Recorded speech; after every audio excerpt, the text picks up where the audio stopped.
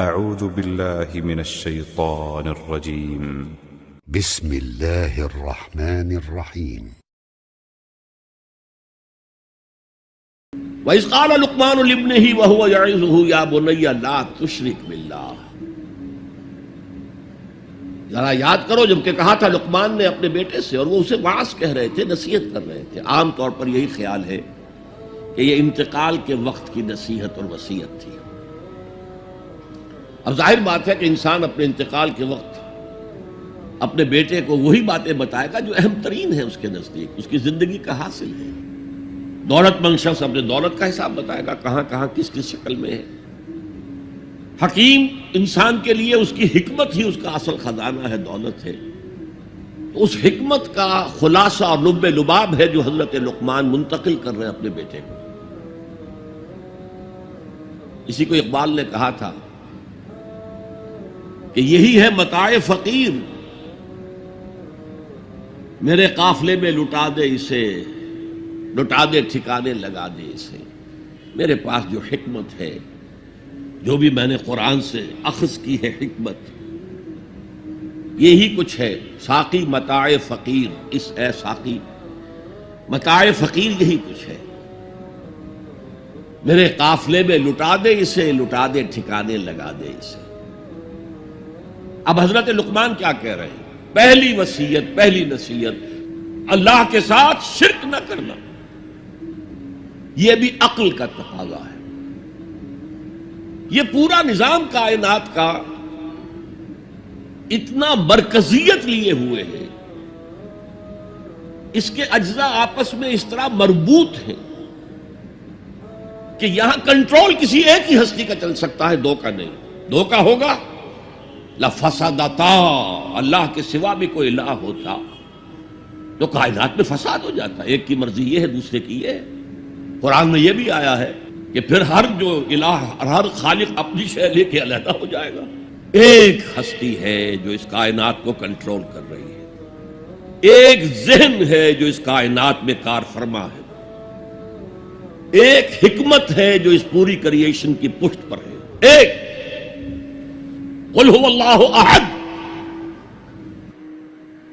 اب اس کے بعد پھر حضرت لقمان کی نصیحت، یا بنی انہا ان تک مثقال حبۃ من خردل،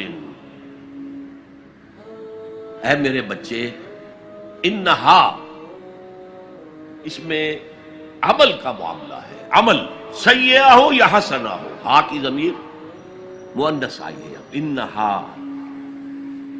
نیکی ہو یا بدی ہو، انہا ان تکو مثقال حبۃ من خردل، اگر وہ رائی کے دانے کے ہم وزن بھی ہو، پھر وہ نیکی یا بدی، فتکن فی صخرۃ، کسی چٹان کے پیٹ میں گھس کر کیا گیا ہو، او فی السماوات، یا فضاؤں میں کیا گیا ہو، خلاؤں میں کیا گیا ہو، او فی الارض، یا زمین کے پیٹ میں کیا گیا ہو، یات بہ اللہ، اللہ اسے لے آئے گا۔ کائے کے لیے لے آئے گا؟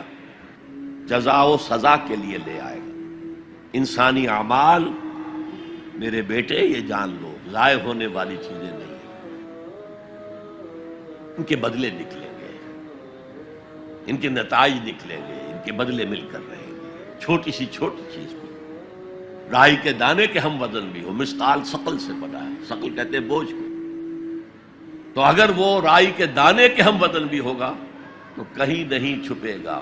اسی لیے آیا تھا فَمَنْ يَعْمَلْ مِثْقَالَ ذَرَّةٍ خَيْرًا يَرَهُ وَمَنْ يَعْمَلْ مِثْقَالَ ذَرَّةٍ شَرًّا يَرَهُ۔ کسی نے اگر ذرے کے ہم وزن نیکی کی ہوگی وہ بھی اپنے سامنے پائے گا، اور ذرے کے ہم وزن کوئی بدی کی ہوگی وہ بھی سامنے پائے گا۔ ان اللہ لطیف خبیر، یقیناً اللہ تعالی لطیف ہے، باریک بین ہے، اور خبیر ہے، باخبر ہے، ہر شے سے باخبر ہے۔ لا یخفی علیہ شیء فی الارض ولا فی السماء، کوئی شے اس پر مخفی نہیں ہے، نہ زمین کی نہ آسمانوں کی۔ تیسری نصیحت، یا بنی اقم الصلاۃ وامر بالمعروف وانہی عن المنکر واصبر علی ما اصابک، اے میرے بچے نماز قائم رکھ، اب نماز سے مراد کون سی نماز ہے؟ آپ اس سے اپنی نماز نہ سمجھیے. ہم سے پہلے بنی اسرائیل کے اندر کچھ اور نماز کی شکل تھی، ہمیں کچھ اور نماز کی شکل دی گئی ہے، ہمیں نماز کے اوقات اور دیے گئے، ان کے کچھ اور تھے. لیکن کیا شے مشترک ہے؟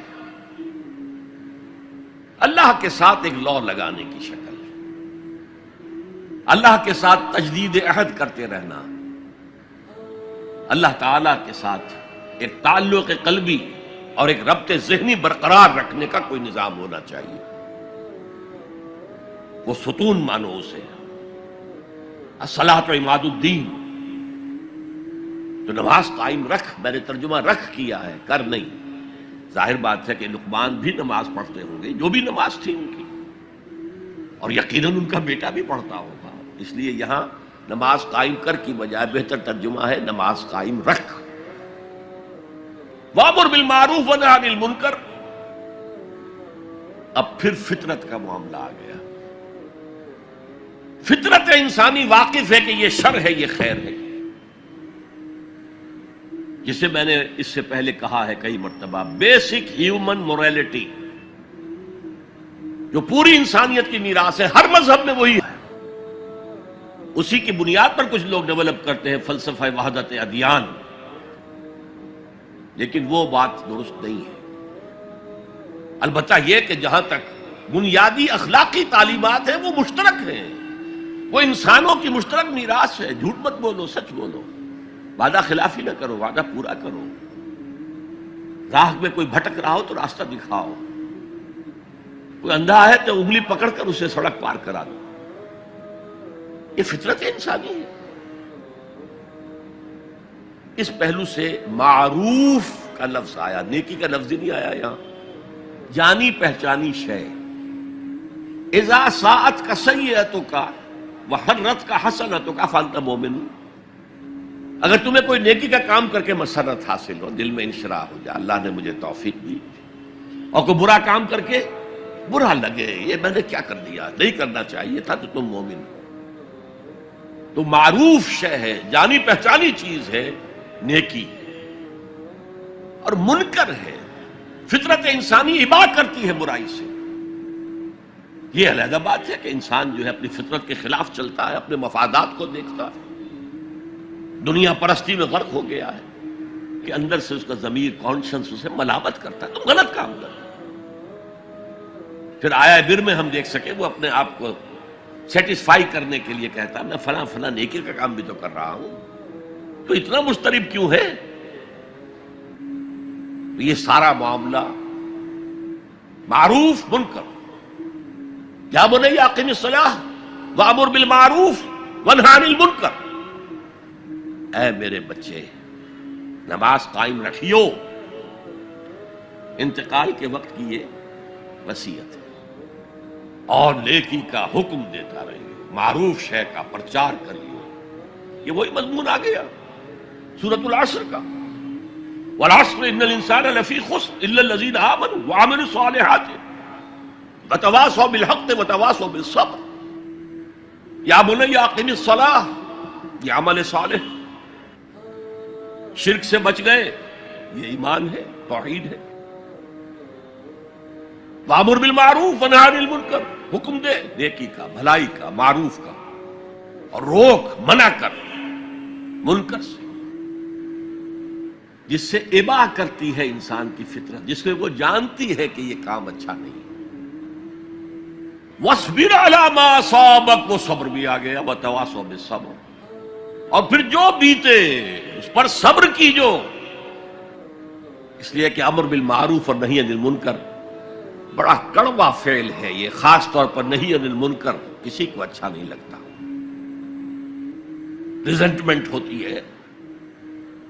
بچے بھی جیسا کہ میں عرض کر چکا ہوں، اگر آپ کہہ دیں بھئی یہاں مت کھیلو، یہ کھیلنے کی جگہ نہیں ہے، تو پھر اکثر و بیشتر اپنی عزت سلامت لے کر گھر جانا ممکن نہیں ہوگا. اور جو سب سے بڑا حق ہے، یہ زمین، یہ کائنات اللہ کی ہے، وہ اس کا حاکم ہے، اس کی حاکمیت قائم کرو. تو جو خدا بنے بیٹھے ہوں اپنی حاکمیت کا سکہ چلا رہے ہوں،